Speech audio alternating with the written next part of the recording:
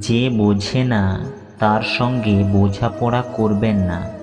এর থেকে একা থাকুন, অন্তত আপনি স্বস্তি পাবেন যে আপনাকে বোঝার মতো কেউ নেই। ফুল যতই সুন্দর হোক না কেন, প্রশংসা গন্ধের জন্যই পায়। মানুষ যতই বড় হোক না কেন, সম্মানটা কর্ম দ্বারাই পায়।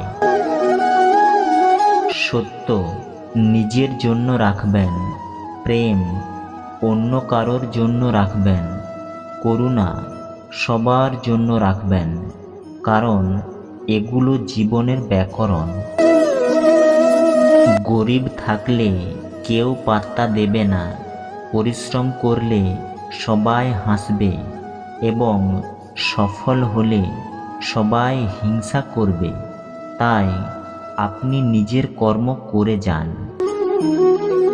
আকাশে থাকা ভগবানের সাথে যদি তোমার সম্পর্ক ভালো থাকে, তাহলে পৃথিবীতে থাকা মানুষ তোমার কোনো ক্ষতি করতে পারবে না।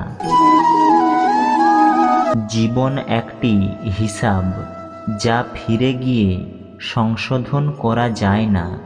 তাই আজই উন্নতি করুন এবং পুরনো জিনিসগুলিকে অভিজ্ঞতা হিসেবে ব্যবহার করুন।